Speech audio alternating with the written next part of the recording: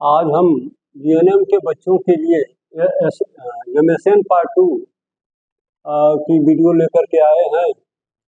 इसमें दिया हुआ है वायरस वार्न डिजीज।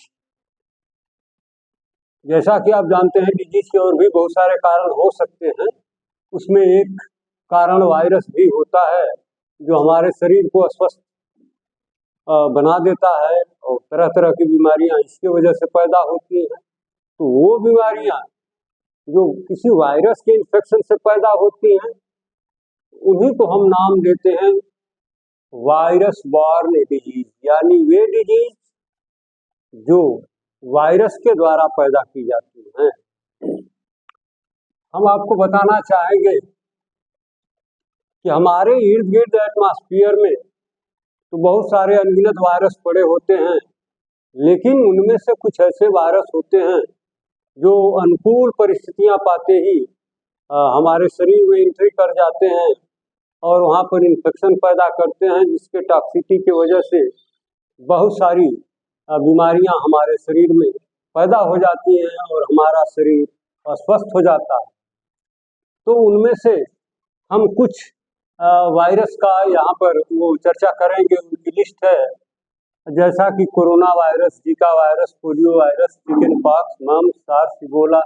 तो कुछ वायरस की यहाँ पर एक लिस्ट दी गई है जिसके द्वारा हमारा शरीर समय समय पर अस्वस्थ किया जाता है और इन्हीं का अध्ययन हम करेंगे, यानी वे बीमारियां जो इनमें से किसी भी वायरस के द्वारा पैदा की जाती है। तो इनका अध्ययन करने के लिए हमें कुछ निम्नलिखित बिंदुओं पर ध्यान देना होगा। माने वो बीमारी हुई तो वो वायरल है या बैक्टीरियल है या किसी अन्य कारण से है। जब यह सुनिश्चित हो जाए कि नहीं यह वायरस के वजह से ही है, तो उसका अध्ययन करने के लिए हमें कुछ बिंदुओं को खास तौर से ध्यान रखना होगा। जैसे उस बीमारी का इंट्रोडक्शन, वह कैसी बीमारी है, किस तरह की अस्वस्थता है, तो इस पर हमें ध्यान देना होगा। इसके बाद फिर हम कारण ढूंढते हैं। जैसे वायरस तो बहुत सारे हैं, किस वायरस की वजह से प्रॉब्लम हुई है, तो सबसे पहले हमें ये सर्च करना होगा ये जो बीमारी है या अस्वस्थता है इसका कारण कौन सा वायरस है, क्योंकि जब तक ये नहीं पता लगेगा हम उसके अकॉर्डिंग उसका प्रॉपर ट्रीटमेंट मैनेजमेंट करने में फेल्योर होंगे। तो कारण का पता लगाएंगे। पहला काम इंट्रोडक्शन, दूसरा काम कारण, तीसरा काम इंक्यूबेशन पीरियड।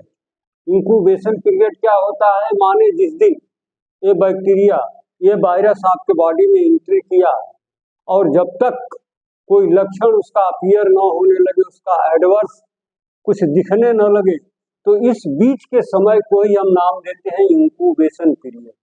यानी एंट्रेंस ऑफ द वायरस, प्रवेश, वायरस के प्रवेश और उसके द्वारा इन्फेक्शन के बाद जो लक्षण आते हैं, तो इस बीच में एक गैप होता है, एक अंतराल होता है। उसी अंतराल को हम नाम देते हैं इंक्यूबेशन पीरियड।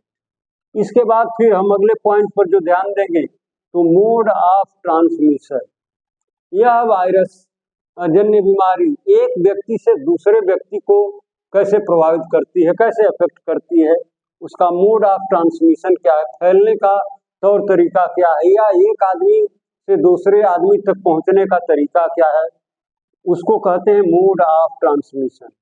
फिर अगला पॉइंट हम ध्यान देंगे क्लिनिकल फीचर्स, यानी क्लिनिकली उस व्यक्ति में, जो व्यक्ति इन्फेक्टेड है किसी वायरस के द्वारा, तो क्या क्या लक्षण दिखते हैं, क्या क्या कठिनाइयां उसकी दिखती हैं, उसी को कलेक्ट करते हैं, उसको कहते हैं क्लिनिकल फीचर्स।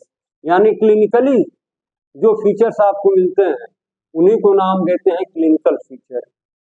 अगला पॉइंट ध्यान देंगे कॉम्प्लिकेशन, यानी एक वायरस अंदर गया, वो इन्फेक्शन पैदा किया, कोई स्पेसिफिक डिजीज पैदा हुई, अब उसके वजह से वही माध्यम बन जाती है कुछ अलग से और डिजीज के लिए, तो उसको कहते हैं कॉम्प्लिकेशन।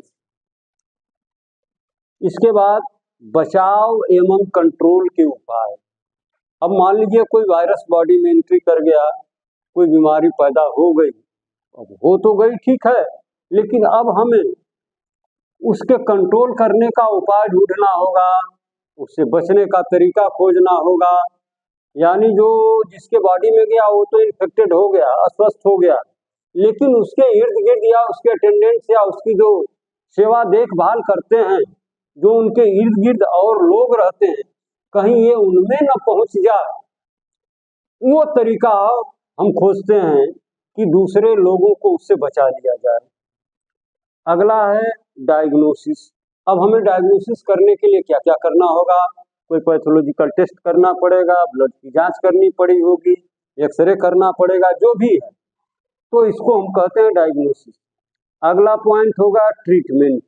अब ये वेल प्रूव्ड हो जाए, अच्छी तरीके से ज्ञात हो जाए कि यह बीमारी जो है ये किस वायरस के वजह से हुई है, तो उसका प्रॉपर ट्रीटमेंट क्या होता है, क्योंकि सारे वायरस का ट्रीटमेंट एक ही जैसा नहीं होता है। अलग अलग ग्रुप की दवाएं दे करके आप उनको कंट्रोल कर सकते हैं, ठीक कर सकते हैं। अगला पॉइंट ध्यान देना होगा इन्फेक्शन के स्रोत। ये इन्फेक्शन का स्रोत क्या है, किस स्रोत से यह एक व्यक्ति को तो अस्वस्थ किया, फिर वो दूसरे को, फिर वो तीसरे को, यानी ये कम्युनिकेबल तरीके से ये अफेक्ट करता है। तो आज के एपिसोड में बस इतना, लेकिन हम वादा करते हैं कि अगले एपिसोड में हम किसी स्पेसिफिक वायरस के बारे में हम विधिवत चर्चा करेंगे और उसका अध्ययन करेंगे। तो ठीक है।